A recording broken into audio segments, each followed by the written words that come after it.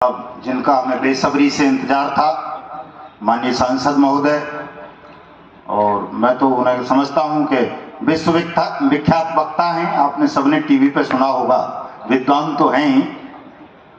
आदरणीय प्रोफेसर राकेश सिन्हा साहब को सादर आमंत्रित करता हूं कि वो अपनी ओजस्वी वाणी से हम सबको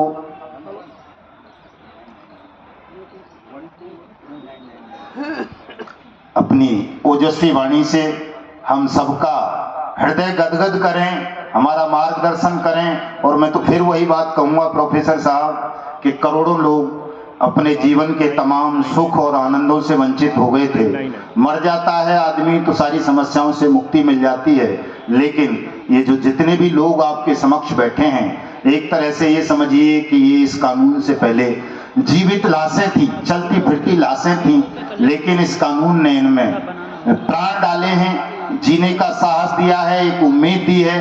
तो उस उम्मीद को आपकी ओजस्वी वाणी से और धार मिलेगी, गति मिलेगी। आपका बहुत बहुत धन्यवाद साहब, आभार। आए प्रोफेसर सिन्हा साहब।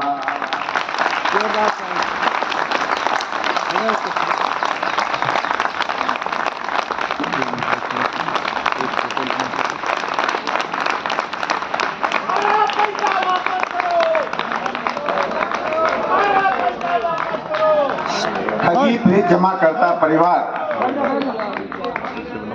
के राष्ट्रीय संयोजक अध्यक्ष परम आदरणीय मदन लाल आजाद जी, पूर्व विधायक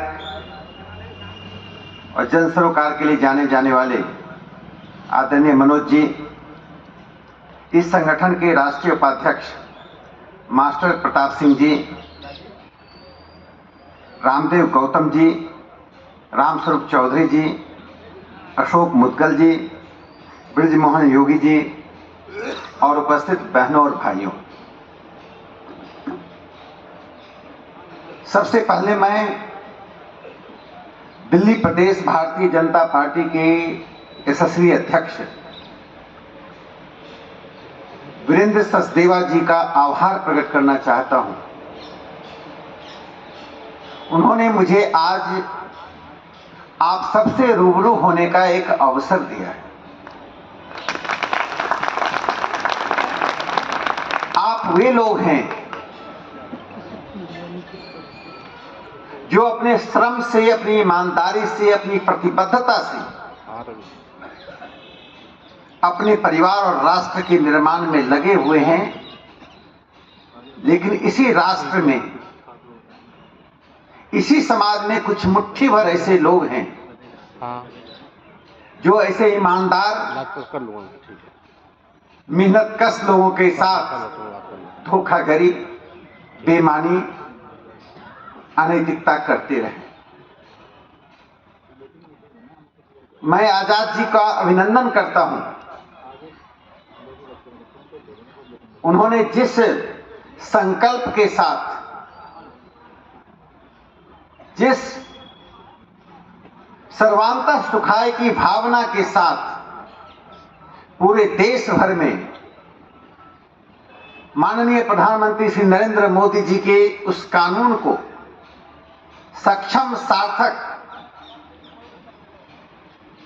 और सामान्य लोगों की भाषा में सेमिनार करके, गोष्ठियां करके, उन तक जन जागरण करके पहुंचाने का काम किया है, इसके लिए वे अभिनंदन के पात्र हैं। सभी ताली बजाकर उनका स्वागत करें।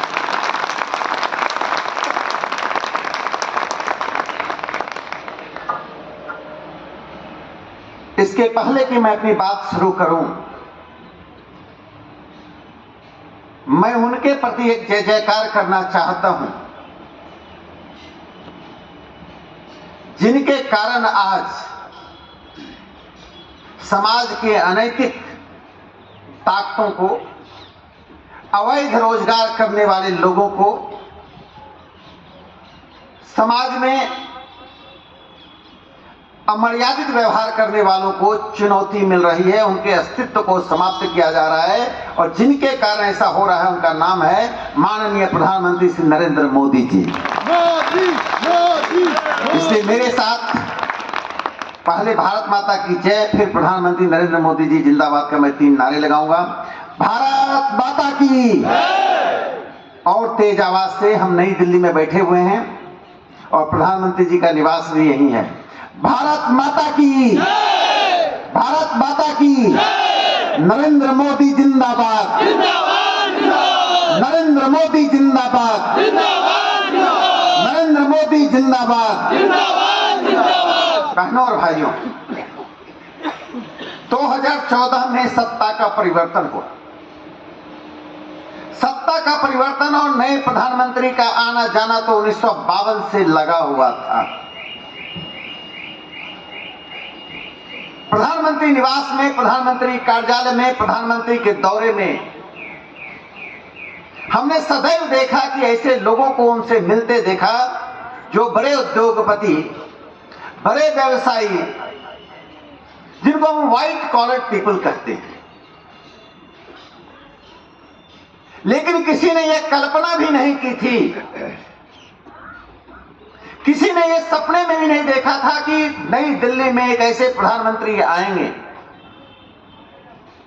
जो सोते जगते सुबह दोपहर शाम उनकी आंखों के सामने सामान्य व्यक्ति, हाशिए का व्यक्ति होगा। इसका प्रमाण मैं बताना चाहता हूं। इस कानून का यथार्थ क्या है, इस पर आने से पहले मैं माननीय प्रधानमंत्री जी का सामान्य लोगों के साथ जो सहृदयता है उसका मैं 2-3 उदाहरण देना चाहता हूं। हम सब मन की बात सुनते हैं। मन की बात में प्रधानमंत्री नरेंद्र मोदी जी जिन लोगों से संवाद करते हैं वे कौन लोग हैं? दूर दराज के गांवों में, शहर में रहने वाले युवा उद्यमी, सामान्य परिवार में रहकर असामान्य करने वाले लोग। पिछली बार मन की बात में हम सब उस बात से परिचित हैं जब किन्नर समाज के लोग हमारे दरवाजे पर आते थे तो कभी हम उलाहना देते थे, कभी ताकत की आजमाइश करते थे, कभी उनके कुछ पैसे देते थे, लेकिन सद्भाव, सप्रेम, समानता और सम्मान का भाव की अल्पता होती थी। प्रधानमंत्री नरेंद्र मोदी जी ने मन की बात में उनसे जिस तरह से संवाद किया, जिस तरह से उन्होंने सम्मान दिया, वह कोई अपवाद स्वरूप घटना होती तो उसका उतना प्रभाव नहीं पड़ता। कभी प्रधानमंत्री नरेंद्र मोदी जी श्रमिकों के साथ बैठते हैं, उनका पांव धोते हैं। 26 जनवरी के परेड में जब कर्तव्य पथ का निर्माण हुआ तो 26 जनवरी के परेड में वीआईपी पासेज में कथित रूप से वीआईपी आते थे। प्रधानमंत्री नरेंद्र मोदी जी ने पिछली बार क्या किया, 1000 श्रमिकों को जो इस निर्माण कार्य में जुड़े हुए थे उन्हें अति महत्वपूर्ण व्यक्ति के रूप में सुशोभित किया। जिस व्यक्ति का अंदाज यह हो कि कोई इस देश में ना कोई सामान्य है ना कोई असामान्य है, विशिष्ट और सामान्य के बीच की दूरी को समाप्त करने वाला यदि दुनिया में कोई एक राजनेता पैदा हुआ है तो उनका नाम है नरेंद्र मोदी जी। आते ही उन्होंने, आपने देखा होगा 2014 से पहले लाल बत्ती और सायरन लगा के राजनेता चलते थे, ऐसा लगता था कि कोई मंगल ग्रह से लोग आ गए। सामान्य लोग सड़कों पे असहजता महसूस करते थे। प्रधानमंत्री जी ने एक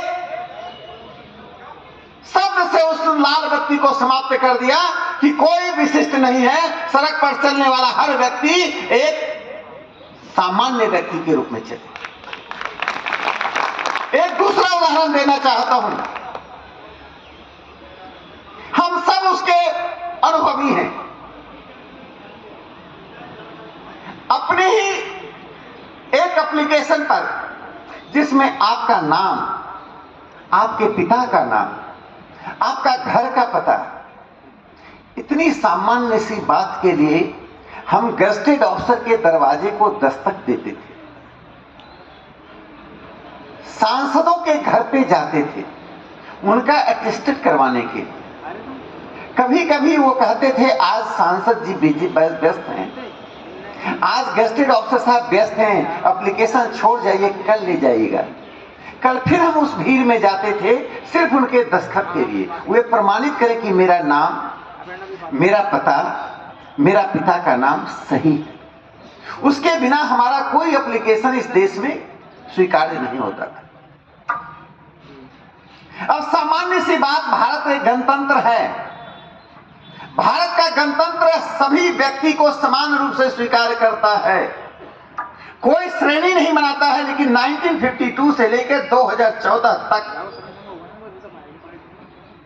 किसी भी सरकार को इस समझ में नहीं आई कि सामान्य नागरिक सरकारी अफसरों और सांसदों के दरवाजे पर अपने नाम को प्रमाणित करने के लिए दस्तक क्यों देता है। प्रधानमंत्री जी ने इसे समाप्त करके कहा हमारा नागरिक स्वयं दस्तखत करेगा, जो दस्तखत करेगा वही सही होगा, वही प्रमाणित होगा, वही प्रमाणित होगा। लाल बत्ती समाप्त करना, सामान्य नागरिकों को अपने दस्तखत से अपने को प्रमाणित करना, यह दो ऐसी चीजें हैं जो सामान्य नहीं हैं, जिसने इस गणतंत्र की उस न्यूनताओं को, गणतंत्र की उन व्याधियों को समाप्त कर दिया। यह प्रधानमंत्री जी का जो कार्य है, प्रधानमंत्री नरेंद्र मोदी जी राष्ट्र पुरुष नहीं, एक सभ्यता पुरुष है। वे भारत की सभ्यता को पुनर्जागृत कर रहे हैं। एक तरफ संस्कृति, दूसरी तरफ समृद्धि, और समृद्धि तब तक नहीं हो सकती है जब तक हमारे बीच हमारे सामान्य नागरिक ठगे जा रहे हों, उनके साथ धोखा हो रहा है।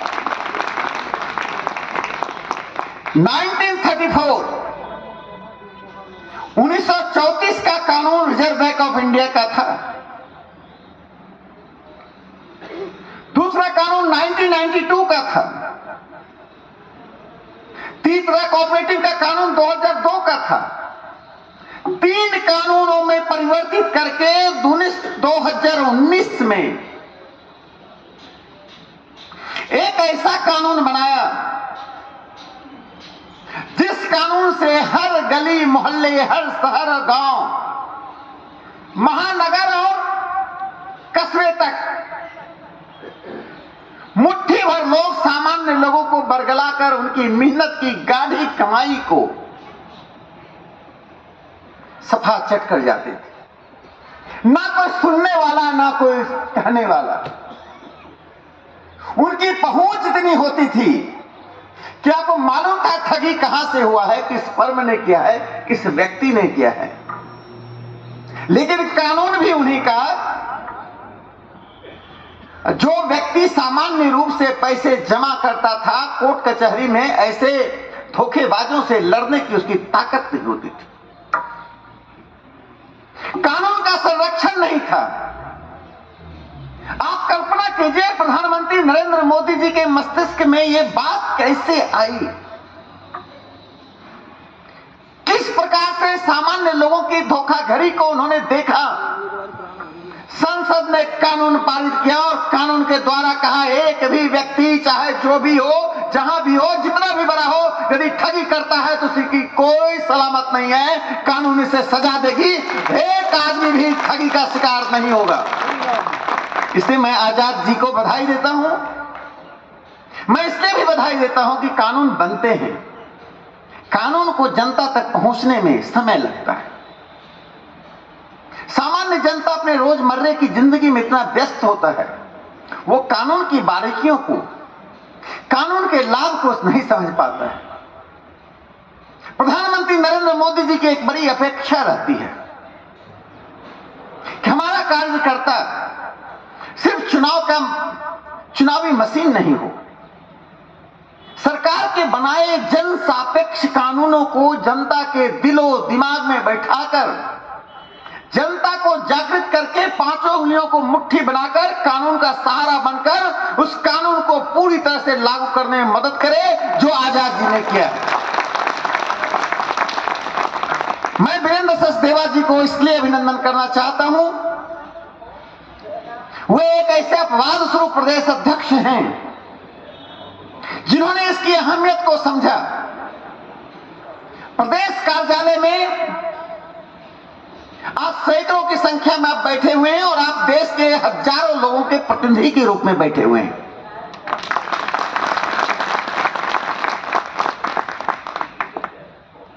जो लोग ठगी करते उसका एक उदाहरण दे रहा हूं। कोयम्बटूर में अभी एक एमएलए फर्म पकड़ा गया, 7,000 इन्वेस्टर्स थे, 7,000 निवेश करने वाले लोग थे। वे कौन लोग थे? जिनकी मासिक आमदनी 10,000, 20,000, 25,000, 50,000 थे। उन्हें लोभ देकर कि आपको 8%, 10%, 12% हम इंटरेस्ट देंगे। सामान्य व्यक्ति रोजमर्रा की जिंदगी में अपनी बेटी की विवाह, बच्चों की शिक्षा, अपने स्वास्थ्य की चिंता के चक्रव्यूह में लोभ में आ जाता है। यह कोई अस्वाभाविक नहीं है। वे जिस प्रकार से विज्ञापन देते थे और जिन अखबारों में विज्ञापन दिया जाता था, जिन अखबारों को पढ़ के हम अपनी राजनीतिक चेतना जगाते थे, हमें लगता था ऐसे अखबारों में जहां हम प्रधानमंत्री, राष्ट्रपति जी का समाचार पढ़ते हैं, वहां विज्ञापन गलत कैसे हो सकता है? इस विज्ञापन को तो सर्वोच्च न्यायालय भी देख रहा है, इस विज्ञापन को तो प्रधानमंत्री कार्यालय भी देख रहा है। इसे माननीय प्रधानमंत्री नरेंद्र मोदी जी ने इस कानून के द्वारा कठोरतापूर्ण एक प्रावधान जोड़ा है। यदि कोई भी ऐसा व्यक्ति, कंपनी, फर्म प्रचार करता है, विज्ञापन देता है, तो उसको कठोर से कठोर सजा दी जाएगी। अब विज्ञापन देने का, लोगों को बरगलाने का युग समाप्त हो चुका है। सामान्य लोगों की चिंता करना। आपने देखा सहारा का किस प्रकार से सरकार ने शिकंजा कसा है।